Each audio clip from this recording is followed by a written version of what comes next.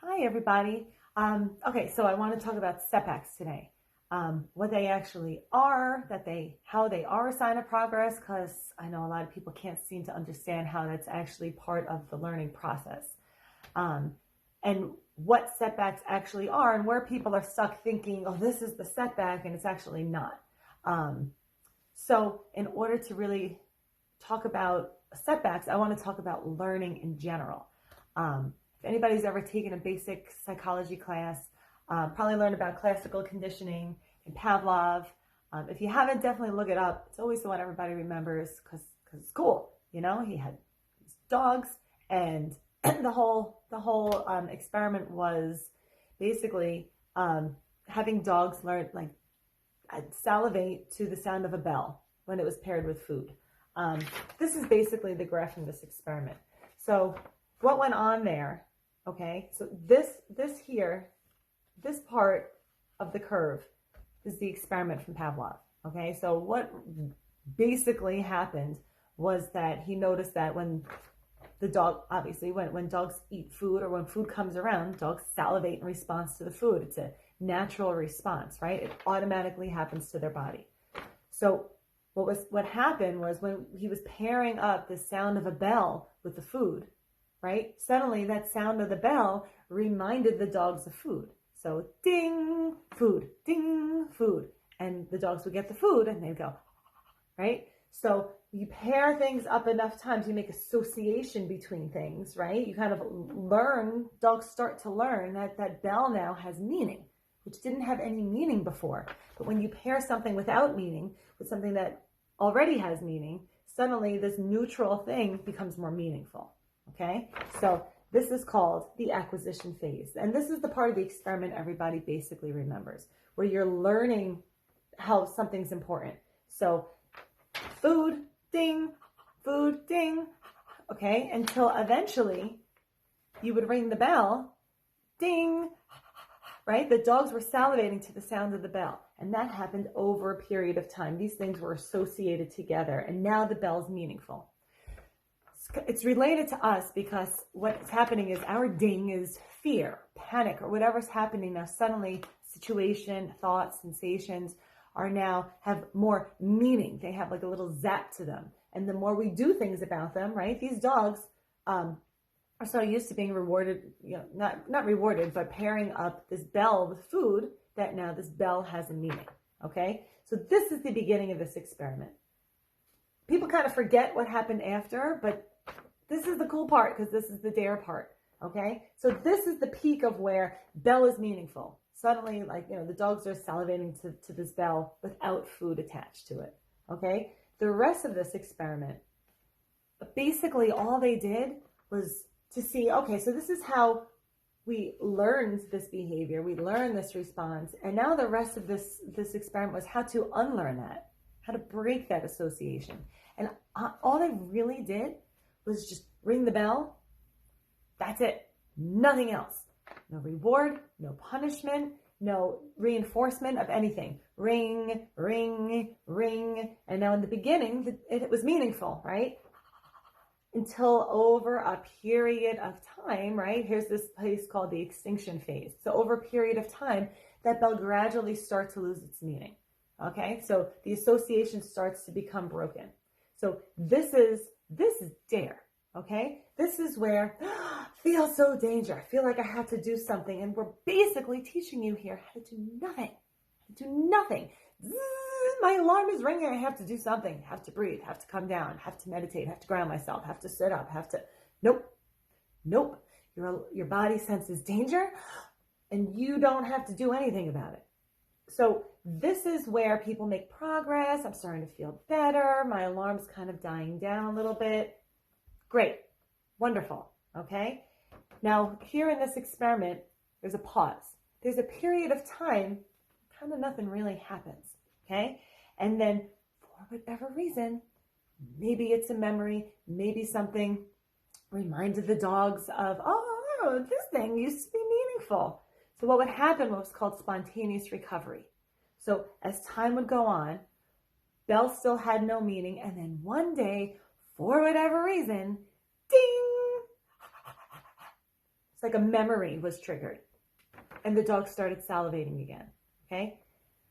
This is what everybody thinks is a setback. And this is what I hear all the time. This is what I get a lot of calls on all the time. I was doing great. Everything's fine. My anxiety is low and gone.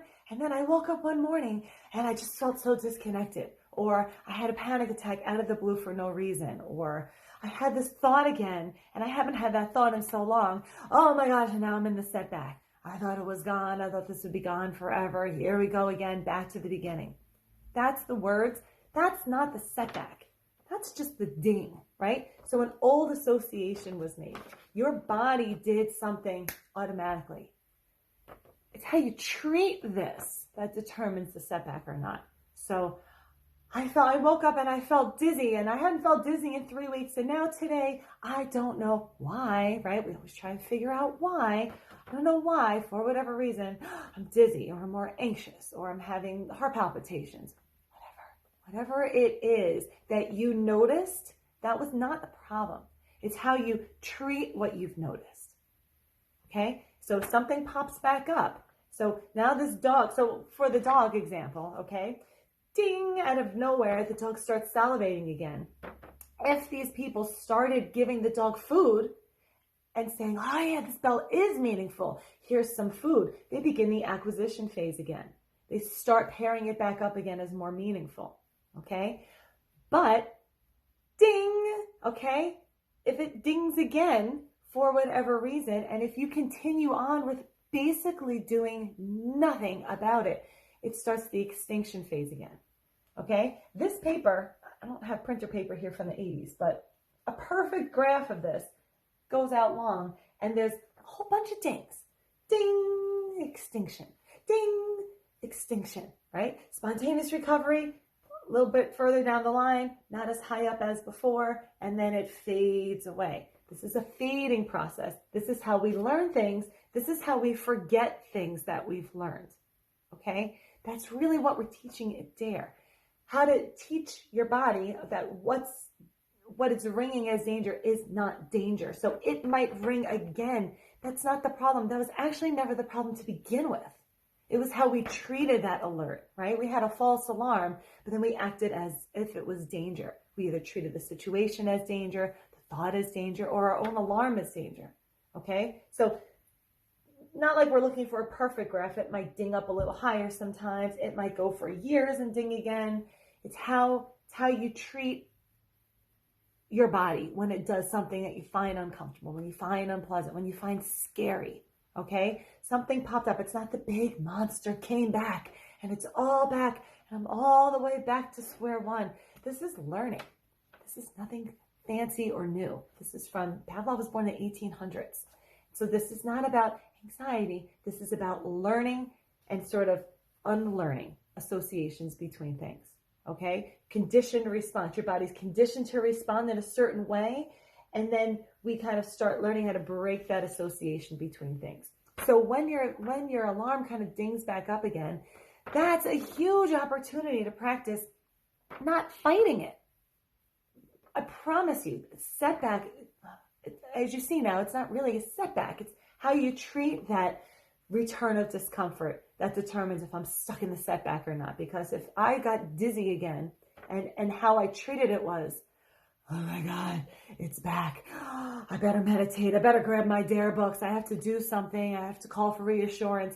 We do a whole lot of work. We're not treating this as important again, as dangerous, as must be gone, trying to figure out why. But when it pops back up and we treat it with that DARE response, we treat it with, ooh, I feel so awful. I feel so uncomfortable. And the response is, oh, well, still scared, but I'm going to treat it as not important.